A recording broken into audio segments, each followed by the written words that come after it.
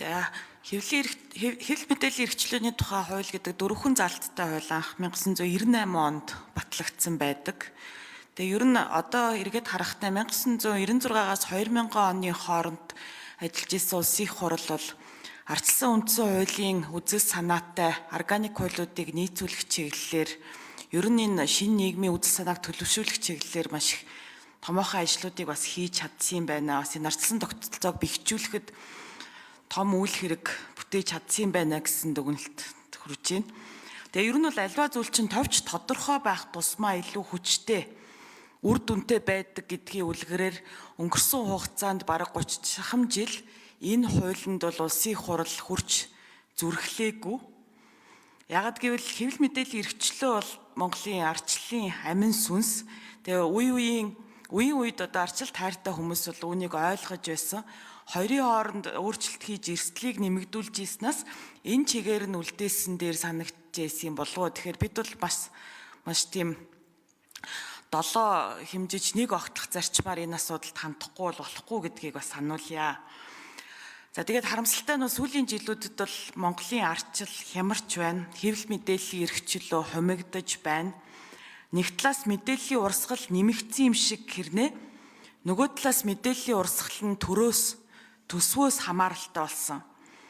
За дээрэс нь уламжлалт хэвлэл мэдээллийн хэрэгслээс гадна олон нийтийн харилцааны платформуд хөгжиж хүн бүр шахуу контент үйлдвэрлэгч болсон. Улмаар хуурамч мэдээлч гэсэн нэмэгдсэн.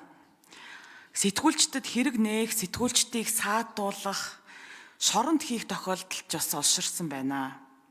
Хамгийн сүүлд ноорогийн залуусыг залхаан цээрлүүлсэн явдал гарсан байгаа. Тэгэхээр ингээд ноорогтой холбоотой асуудал юу болсон бэ гэдэг эхний асуулт. Энэ хэрэг явдлаас бид ямар сургамж авсан бэ? Цаашид бид сэтгүүлчдээ яаж боддоор хамгаалах юм бэ? Хоёрдугаарт нийтийн мэдээллийн ил тод байдлын тухай хуулийг бол Алтан гэрэл сайд сая бас хэд удаа дурдлаа. Тэгээд уг хуулиар олон нийтийн мэд хэрхийг баталгаажуулж өгсөн боловч төрийн болон одоо албаны нууцын тухай хуулиар маш их мэдээллийг бас нууцлсан байгаад байгаа. Тэгэхээр энэ зүйл дээр ямар бодолтой байгаад байгаа юм бэ?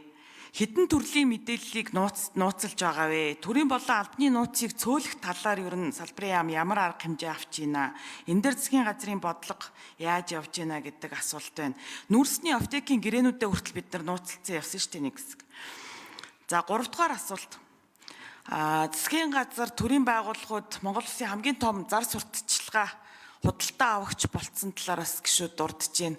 Угаасаа ийм судалгаанууд бас хэдэн жилийн өмнө гарцсан байсан бас харж л байсан санагдж байна. Хамгийн том зар сурталчилгаа худалдаа авагч гэдэгтэр нэг номер засгийн газар гэсэн. Тэгээд өдөр тутамдаа өргөн хэрэглээний бараа бүтээгдэхүүн зарж борлуулдаг компаниудтай өрсөлдөөд нэг номерын зар сурталчилгаа нийлүүлээд байгаа шүү дээ.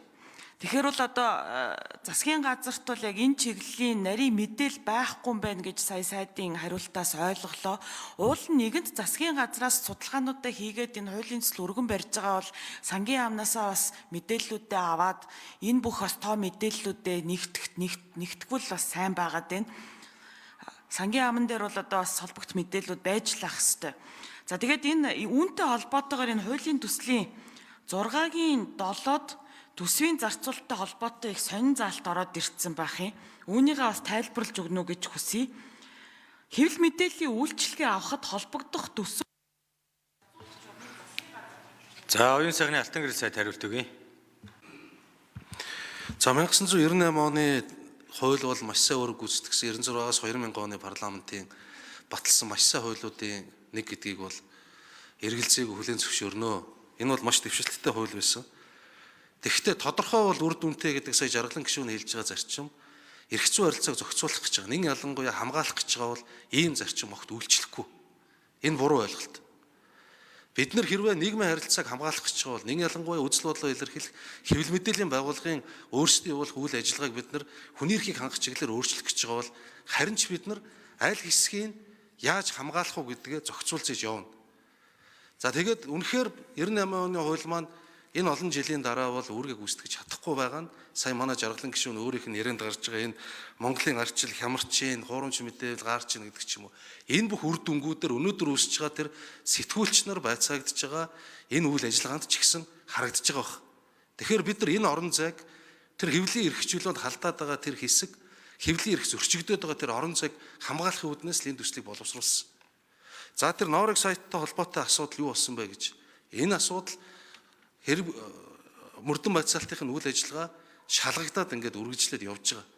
За нэгэнтээ одоо энэ сайтын энэ залуучуудтай холбоотой үзлэг нэгжлэгсэн ажиллагааг ярьж байгаа бол дахиад дурдах ёстой. Өнөөдөр төрийн нууц задруулсан гэж сэтгүүлч шоронд хоригдоод гарсан шүү дээ. Энэ бүр ноцтой жишээ байхгүй. Тэгэхээр тэр төрийн нууц гэдэг нь юу байсан бэ ингээд судлаад үзэхээр нууцад хамаарахгүй зүйл гэж ингэж мэдээлэгдэжсэн. Өнөөдөр төрийн болон албаны нууцын тухай хуулиар бид нар хуулийн өөрчлөлтийг их хурлд өргөн барьсан хүний эрхтэй холбоотой 13 хуулийн төсөл өргөн барьснаас бид нар 12 нь хэлцгээр дэмжигдсэн. Одоо яг ингээд хэлцүүлгийн гишгтэнд явж байгаа. Энэ дотор албаны нууцад хамаарж байгаа 1073 нууц байна гэдэг бидний хийсэн судалгаан дээр гарсан. Ийм байж болохгүй. Худалдаа авалт ихээр албаны нууц гэдээ хамгадарчдаг. Тэр нь албаны нууцад хамаарах хэсгээр ямар ч хүн дүгнэлт гаргаж болдоггүй. Энэ байдлыг арилгая. Албаны нууц гэдэг тодорхой шалгууртай бай, шалгуур нь жил болгон үнэлдэг бай, тэр тайлангаа гаргаж өгдөг бай гэсэн энэ өөрчлөлтийг оруулаад явж байгаа. Хэрвээ энэ батлагдах юм бол за тэр нийтийн мэдээллийн хуулиар нээлттэй болох ёстой мэдээллүүд дээр бид нар нээлттэй болоход дэвшд үзүүлнэ. За тэр 6-гийн 7 яагаад энэ холбогд төсөв хуваарлах зарцуулах журам засгийн газар баталж мөрдүүлнэ гэж заасан бэ гэхээр одоо ямар ч журамгүй байгаа юм. Төрөөс зарцуулагдж байгаа юм. Ямар ч журам байхгүй. Тинчээ хин нэгэн дарга, хин нэгэн сайд, хин нэгэн албан тушаалтан, хин нэгэн захирлын үзмжинд дор заримдаа өөр мэдээлэл, өөр халахвчин дор энэ мөнгө төгрөг яваад байгаа юм аа. Яг үзэхээр албан ёсоор үзэхээр хэвлэлийн алба гэж байхгүй боловч өөр орон тоон дээр хүн цалинжуулдаг. Тэр рил хийдэг, нэвтрүүлээд хүмүүсээ өөрөөр халахвчин дор ажилуулдаг, гэрээний үндсэн дээр ажилуулдаг.